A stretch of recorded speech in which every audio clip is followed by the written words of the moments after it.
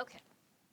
All right, so let's go ahead and get the notes in for the rest of the nervous system so that way we can concentrate next week just on doing our activities and looking at the endocrine system. Okay, so we already did resting potential, negative 70 millivolts. Threshold, I had on there negative 55 or negative 50 millivolts. The value is always stated as being around 50 or around 55.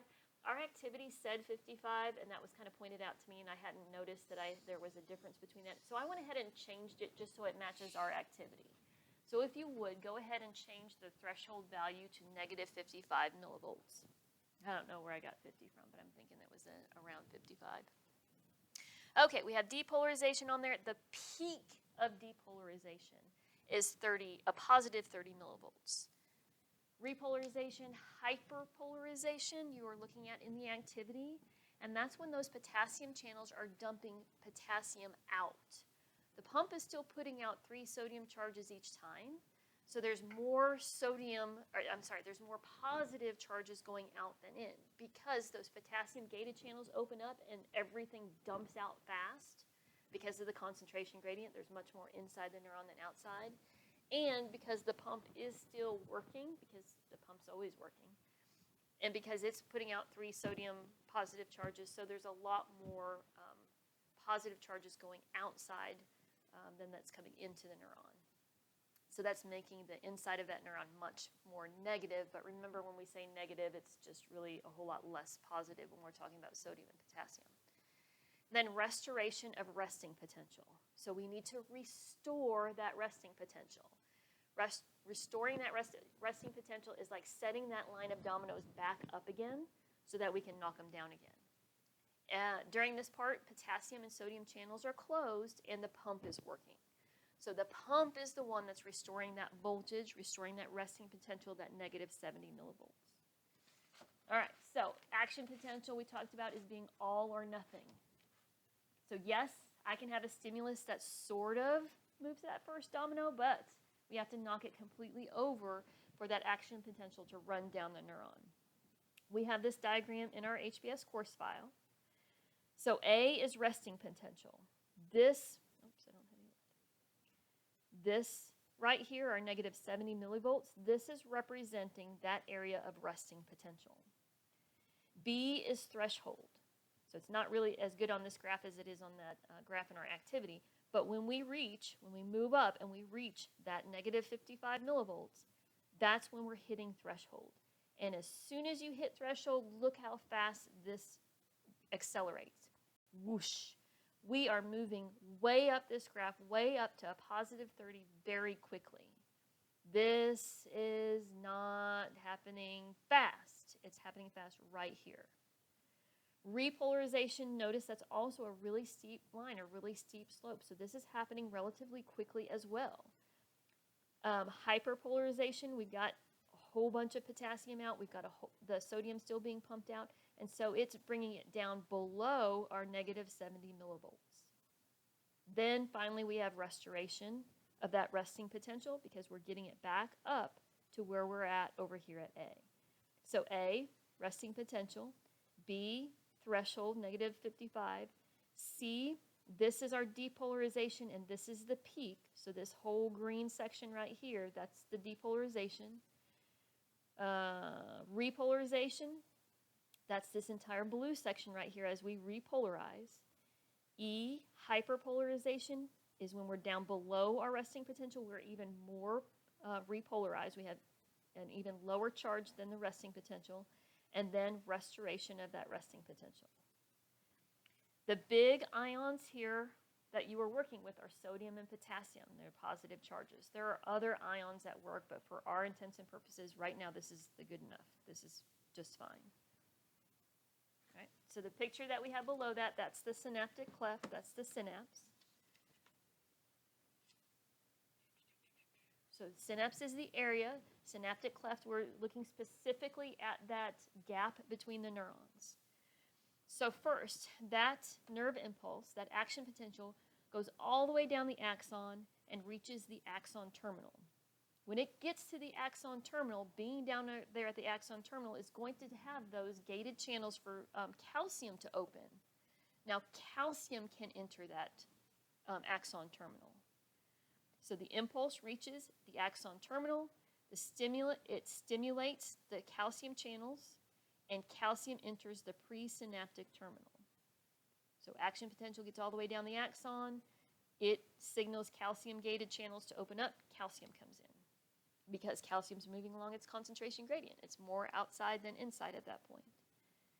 All right, so when calcium gets inside the neuron, gets inside the synaptic terminal, the axon, the end of the axon. So when calcium gets inside that axon, that calcium being there stimulates vesicles. Vesicles are a cell organelle in a cell, that's a storage organelle. So the calcium stimulates those vesicles in that synaptic terminal, and then those vesicles bind to the cell membrane. They move up, they bind to that cell membrane. Once they get to that cell membrane, they open up and they release that neurotransmitter into that gap. Right? So we're still working along concentration gradients. Neurotransmitter concentration is higher in the presynaptic neuron than it is in the gap, so the neurotransmitter diffuses across the synaptic cleft. Once it diffuses across that space, it's going to bind to a receptor on the postsynaptic dendrite. So the neurotransmitter binds to the receptor of the postsynaptic dendrite. That action opens up the channel and lets in sodium to start up to propagate the action potential. Calcium in the presynaptic terminal makes those vesicles bind to the outer membrane. When they bind to the outer membrane, they open up and release the neurotransmitter that they're storing.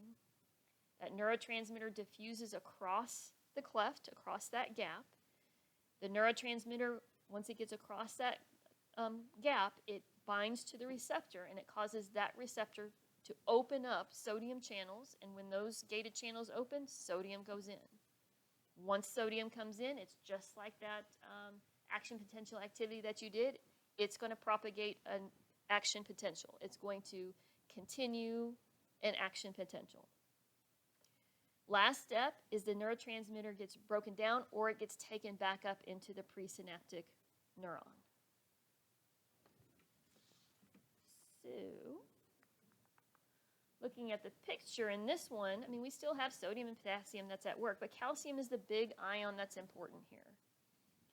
Presynaptic membrane. So I've highlighted this part right here to kind of indicate presynaptic neuron, postsynaptic neuron, and this is the membrane of that presynaptic neuron. So once the signal gets down to this end, calcium channels are going to open, calcium comes in.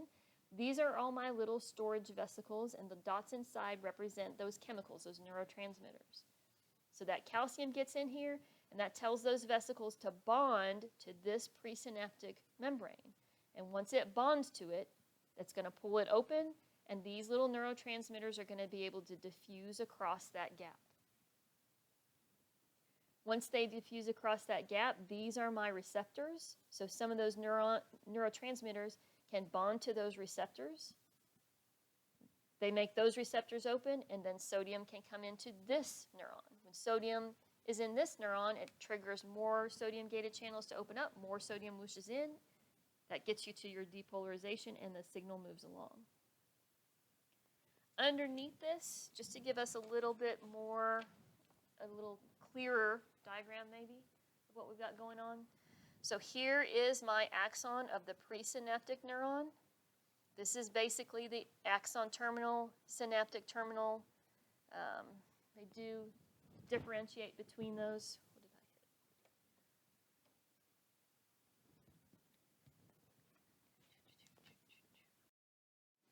hit? All right, there, that's better. Okay, let's go back. All right, presynaptic neuron, they do differentiate. Axon terminal being the part of the axon, synaptic terminal, synaptic membrane is the actual part that's within that synapse. So the synapse is this whole area. The synapse is the junction. The synaptic cleft, that is the gap. Postsynaptic neuron, so this is going to be the dendrite. This is the axon, because dendrite picks it up, moves to a cell body, gets sent on by the axon. I have here highlighted neurotransmitter receptors because it was really hard to see that there were receptors on the end of that, and I think I did a little bit of creative diagramming and added that on there so that way, can you not focus for me? Apparently not. Nope, can't get too close because it's not going to focus. I added the little receptors on here and I highlighted them so that you can see that these little neurotransmitters are going to attach to that point right there. Okay. All right. So let's see. The only thing that we have left to add in here would be information about our nervous system dysfunctions, and we'll do that when we get back next week because we need to go ahead and tape those pictures in for that.